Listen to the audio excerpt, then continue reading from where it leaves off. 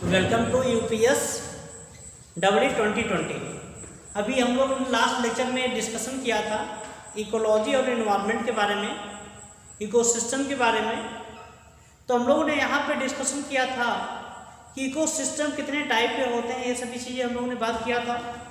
तो हम लोगों ने उसमें कैरेक्टराइज किया था it may be of two type, दो टाइप के थे। पहला आपका वो था ऐसा इकोसिस्टम जिसको ह्यूमन कंट्रोल कर रहा है, हम लोग कंट्रोल कर रहे हैं, उसको आप लोगों ने बोल दिया था आर्टिफिशियल इकोसिस्टम, या उसी को आप लोगों ने बोला था क्या, एंथ्रोपोजेनिक इकोसिस्टम। एक पूछा गया, एंथ्रोपोजेनिक इकोसिस्टम पूछा गया। दूसरा हम लोगों ने बताया था नेचुरल इकोसिस्टम। नेचुरल इकोसिस्टम होते हैं जिसको नेचर कंट्रोल करता है without any interference by human being, उसमें हम लोग का कोई इंटरफेरेंस नहीं होता है, बहुत इंपॉर्टेंट होता है। अब इसमें देखा था कि कितने टाइप के होते हैं नेचुरल इकोसिस्टम। तो आप लोगों ने बताया कि दो टाइप के होते हैं, टेरेस्ट्रियल एंड एक्वेटिक, स्थलीय और जल वाले। स्थलीय की बात करते हैं जैसे फॉरेस्ट इकोसिस्टम, ग्रासलैंड इकोसिस्टम। तो ये बहुत इंपॉर्टेंट था फॉरेस्ट और ग्रासलैंड इकोसिस्टम के बारे में। इसके बाद हम लोगों ने इसमें बहुत इंपॉर्टेंट चीज डिस्कशन किया था एक्वेटिक में। एक्वेटिक भी दो टाइप के थे, एक फ्रेश वाटर था, एक मेराइन वाटर था। फ्रेश वाटर जो आपके होते थे और मेराइन वाटर जो होते थे, मेराइन वाटर का बेस्ट एग्जांपल क्या था, ओशियन या सी इकोसिस्टम। मेराइन वाटर की हम लोग बात करें तो बहुत इंपॉर्टेंट होता है। सी के पहले बात करें हम लोग फ्रेश वाटर की बात करें तो जो फ्रेश वाटर इकोसिस्टम है ये आपका क्या है, बहुत इंपॉर्टेंट आपका होता है। ये आपके दो टाइप के होते हैं, एक होता है लोटिक, एक होता है लेंटिक इकोसिस्टम। लोटिक और लेंटिक का, लोटिक का मतलब होता है जो रनिंग वाटर हो उसको क्या होते हैं लोटिक इकोसिस्टम, और जो आपके स्टिग्नेंट हो उसको क्या बोलते हैं लेंटिक इकोसिस्टम। जैसे पॉन्ड इकोसिस्टम किस में आता है, लेंटिक में आता है, और लोटिक जो रनिंग में आता है वो कौन होते हैं, रिवर इकोसिस्टम। ये हमने बताया। अब इसमें पॉन्ड होता है जो इकोसिस्टम आपका है, इसका क्या रिलेशनशिप होता है, कैसे क्या है कि इसमें एक बहुत इंपॉर्टेंट वर्ड आता है that is known as food chain. क्या आता है, फूड चेन। ठीक है, फूड चेन बहुत इंपॉर्टेंट होता है। अब फूड चेन होता है क्या है, पहले हम लोग उसको यहाँ बात कर लें।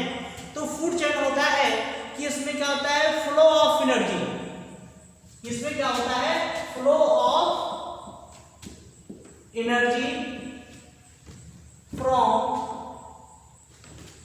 Producer to consumer. बहुत इंपॉर्टेंट होता है कि जो भी एनर्जी फ्लो हो रहा है कहां से, प्रोड्यूसर से कंज्यूमर तक।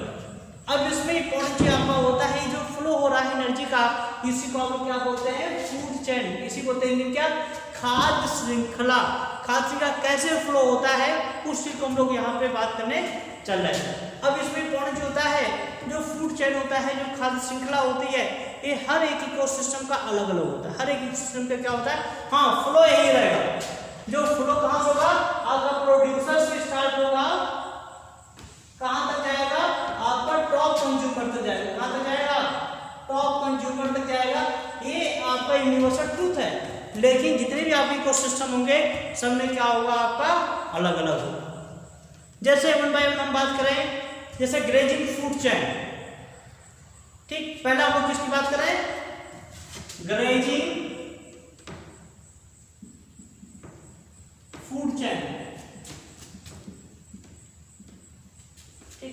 अब इसमें जो बहुत महत्वपूर्ण होता है ग्रेजिंग फूड चेन, हम यहाँ पे लेके चले तो ग्रेजिंग फूड चेन होता क्या है, हम लोग उसको यहाँ पे बात करें, बहुत इंपॉर्टेंट चीज आपका होता है।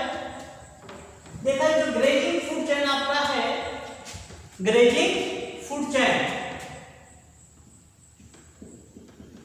Grazing food chain. अब इसमें देखा जो ग्रेजिंग फूड चेन होता है ना, ये स्टार्ट कहां से हो रहा है, तो हम लोग क्या बोलेंगे, started to gross. Started to grass, ये कहां से होगा, आपकी ग्रास होगा। अब इसकी एग्जांपल की हम लोग बात करें कैसे आपका होता है, जैसे बहुत एग्जाम्पल है, बहुत ही इंपॉर्टेंट पूछा जाता है। जैसे पहला एग्जांपल की बात करें, ग्रासलैंड इकोसिस्टम। किसकी बात कर रहा हूं हम लोग, ग्रास लैंड इकोसिस्टम। बात करें, जैसे आपकी ग्रास हो गए, ग्रास की एनर्जी कहां से मिलता है? सन से।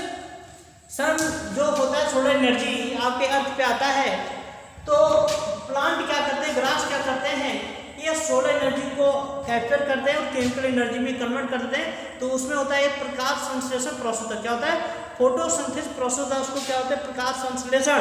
उस प्रकाश संश्लेषण में क्या होता है कि जो पौधे होते हैं ये ऊर्जा का फॉर्मेशन करते हैं, एनर्जी का प्रोडक्शन करते हैं। एनर्जी क्या होता है? कार्बोहाइड्रेट। हम लोग बात करेंगे जब फोटोसिंथेसिस पढ़ाएंगे ना, तो वहाँ पे सभी चीजें आएगा, बहुत इंपॉर्टेंट होता है। अब देखा जाए ग्रास एनर्जी इनटेक करने वाले कौन थे भाई? ग्रास को कौन खाता है? तो आप लोग बोलते हैं grass hopper. Grass hopper, grass hopper को क्या बोलते हैं? टिड्डा। एक घास होती है, घास को कौन खाता है? आपका ग्रास हॉपर। ग्रास हॉपर क्या होता है? टिड्डा। ठीक। अब ग्रास हॉपर को कौन खाता है? फ्रॉग। फ्रॉग को कौन बोलते हैं? उसको क्या होता है? मेढक। फ्रॉग को कौन खाता है? स्नेक। स्नेक सांप। और स्नेक को कौन खाता है? ईगल। अब इसमें बहुत महत्वपूर्ण चीज होता है, पहले आप समझिएगा। ये इकोसिस्टम क्या बताता है कि जितने भी आपके प्राणी हैं आपके अर्थ पे, चाहे प्लांट हो या एनिमल हो, कोई भी हो, जितने भी प्राणी हैं, जितने भी लिविंग एजेंट हैं, जितने भी जीवित वस्तुएं हैं, वो जीवित वस्तुएं क्या एक दूसरे से लिंक होते हैं। यदि इसमें से किसी एक को ब्रेक कर दे तो इकोसिस्टम क्या हो जाएगा? ब्रेक हो जाएगा। जैसे यदि हम पेड़ पौधों को हटा दें, प्लांट हटा दें, तो ग्रास एनर्जी कहां से मिलेगा? नहीं मिलेगा ना। क्यों भाई राजेश, सही है ना? हाँ वेरी गुड। नहीं मिलेगा ना। तो इसका मतलब क्या हो रहा है कि यहाँ पे जो है आपका जो ग्रास हॉपर हो रहा है, एनर्जी किसे ले रहा है? ग्रास हो रहा है। अब इसमें देखा जाए ये क्या हुआ, इसको हम लोग क्या बोलते हैं? प्रोड्यूसर। क्या बोलते हैं? प्रोड्यूसर। इसको प्रोड्यूसर हम लोग क्यों बोलते हैं? क्योंकि ये ऊर्जा को प्रोड्यूस कर रहा, बना रहा है किससे? सनलाइट से। इसको क्या बोलते हैं? Primary consumer. प्राइमरी को क्या होता है? बोलते हैं कंज्यूमर। क्यों प्राइमरी कंज्यूमर बोलते हैं? क्योंकि ये पहला लिविंग एजेंट है जो किस एनर्जी दे रहा है? ग्रास है। जिसको क्या बोलेंगे? Secondary consumer. Secondary consumer.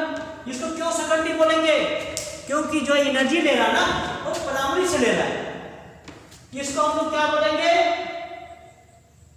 Tertiary consumer.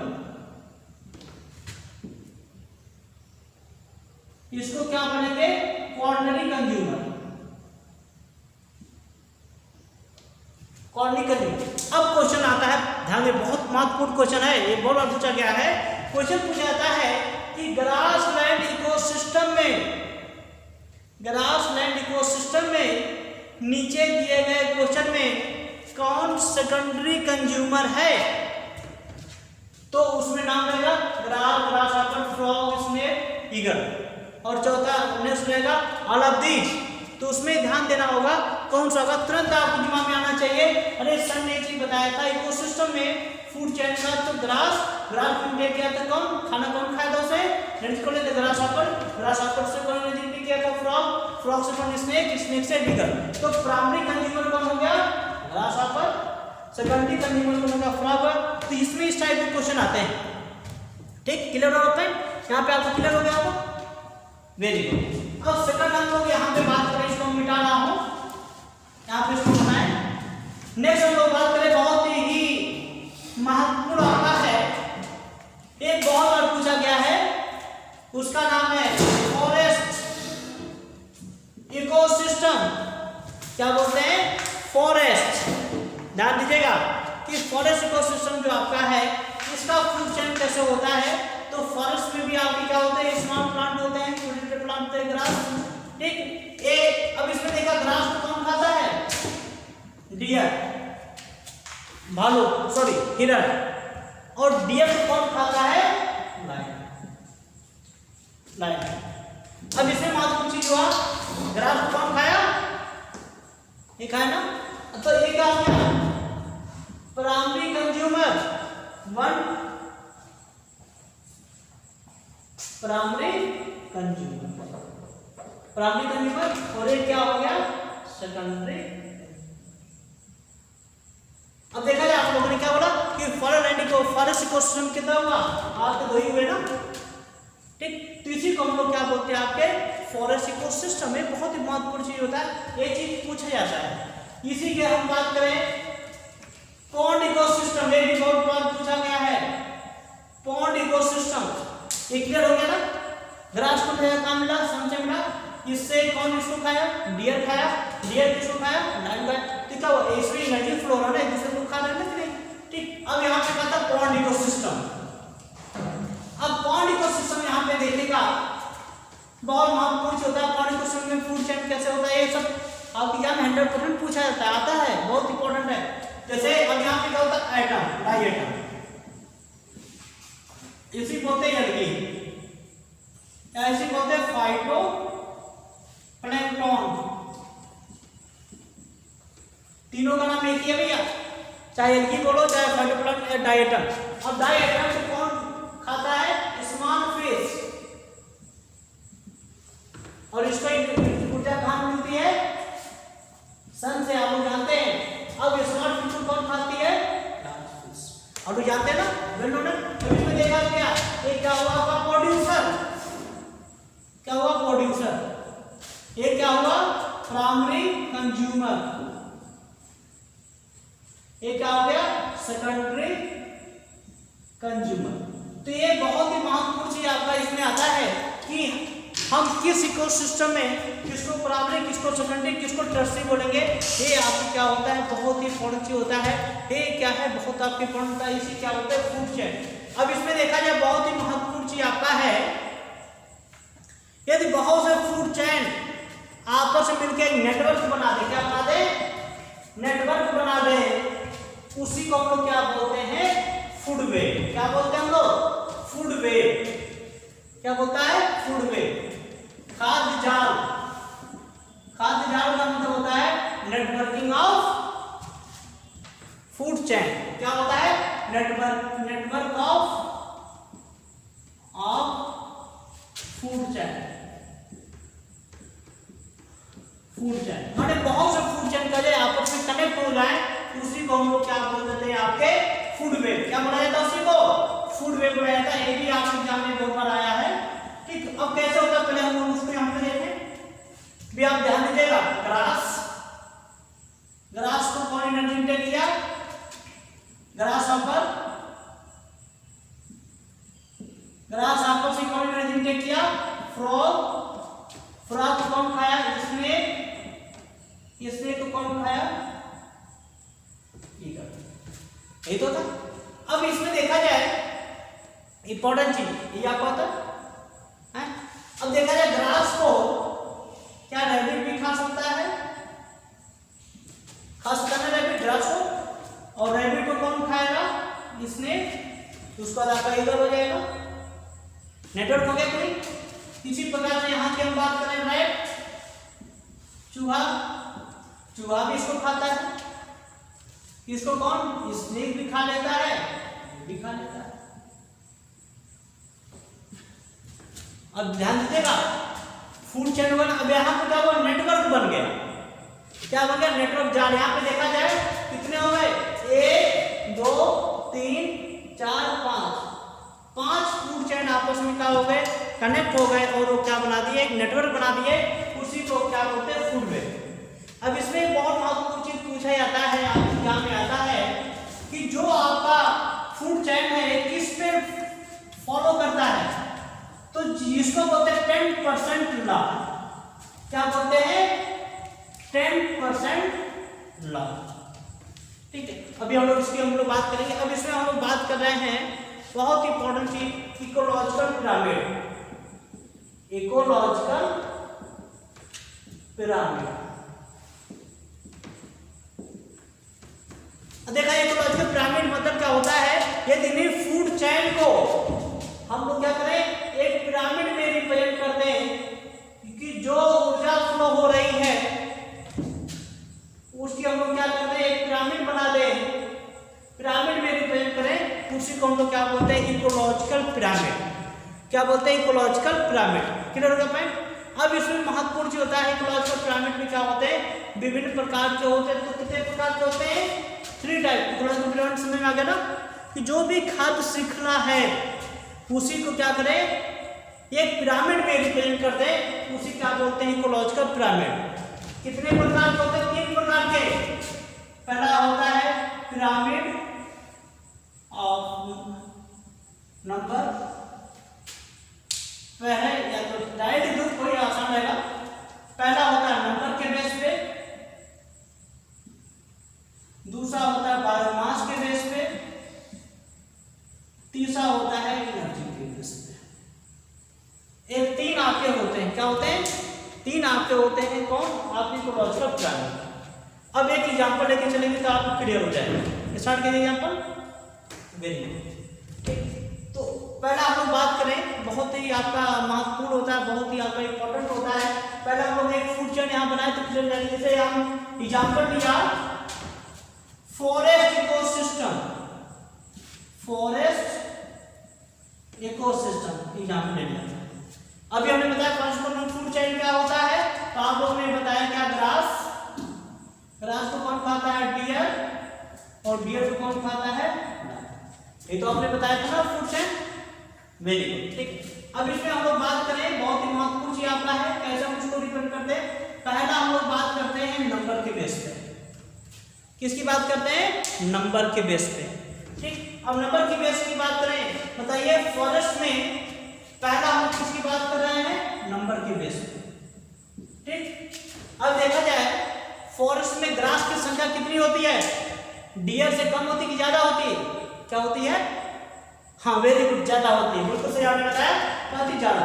तो इसका क्या होगा, ये स्पेस आपका ज्यादा रहेगा, तो यहाँ पे हम लोग क्या लिख देंगे, ग्रास, ठीक। ये आपका साथ। अब देखा जाए जंगल में, फॉरेस्ट में डियर की संख्या होती है कि लायन की, हाँ डियर की, हाँ वेरी गुड। तो ये क्या होगी संख्या आपकी, डियर की, और ये क्या हो गया आपका, लायन हो गया, एक ही बचा।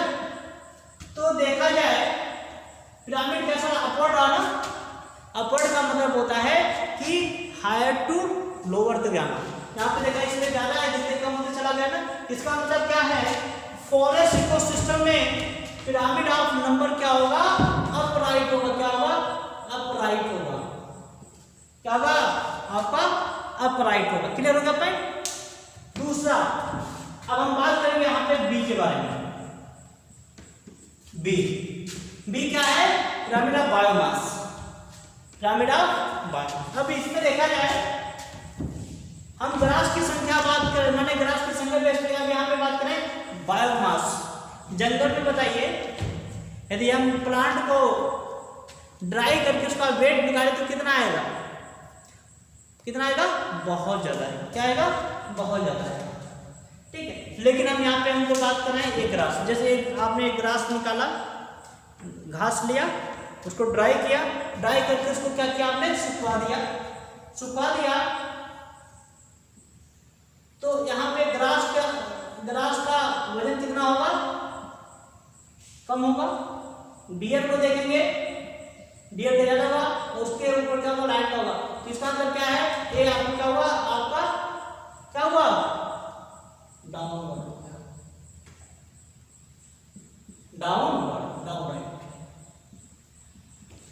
डाउनवर्ड हो गया। ये देखिए इसका एरो कैसा आ जाएगा, इधर, ठीक, अप और डाउन, ठीक।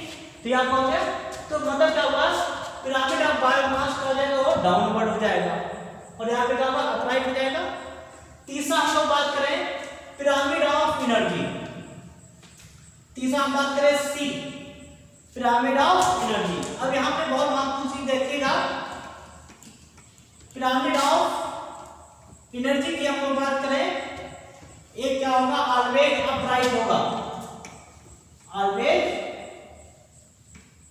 अपराइट होगा। किसी भी इकोसिस्टम की बात करें, for all ecosystem the pyramid of energy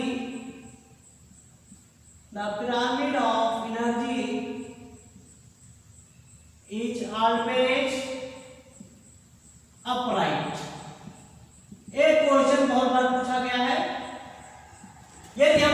के पिरामिड की बात कर ले, दुनिया का कोई भी पिरामिड ले ले, चाहे फॉरेस्ट का चाहे किसी का भी ले लीजिए, उसमें किसी क्वेश्चन बात करेंगे तो उसमें जो आपका पिरामिड ऑफ एनर्जी जो होगा वो ऑलवेज क्या होगा, अपराइट होगा किसी भी क्वेश्चन के लिए।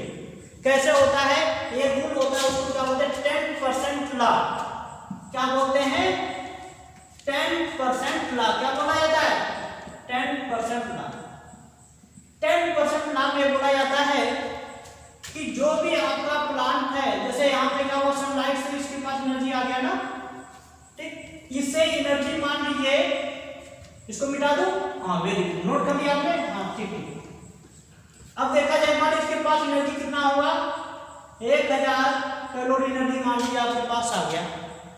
यहां से एनर्जी जो ट्रांसफॉर्म होगा सिर्फ 10% होगा, 90% का जगह आपका लॉस होगा। तो इसका मतलब क्या है, यहाँ पे 1000 कैलोरी है, यहाँ पे कितना हो गया 100 कैलोरी हो गया। एग्जैक्ट यहाँ पे भी 10% ट्रांसफर हुआ, 90% लॉस हो गया, तो यहाँ पे कितना हो गया 10 कैलोरी हो गया। तो देखा जाए टॉप टू बॉटम क्या हो रहा है, एनर्जी आपकी क्या हो रही है, डिक्रीज हो रही है ना, डिक्रीज हो रहा है। तो इसका मतलब क्या है, पिरामिड ऑफ एनर्जी क्या होगा, ऑलवेज अपराइट होगा। क्या होगा, ऑलवेज अपराइट होगा। ये बहुत इंपॉर्टेंट होता है, किसी क्या बोलते हैं ecological pyramid. Thank you, all the best. और नेक्स्ट लेक्चर हम जल्दी आपके सामने लाएंगे, बहुत इंपॉर्टेंट चैप्टर होगा, इसका लोग नोट्स बनाएगा, कोई भी डाउट होगा आप लोग बताएगा, और सक्सेस 100% होना है। Thank you, all the best.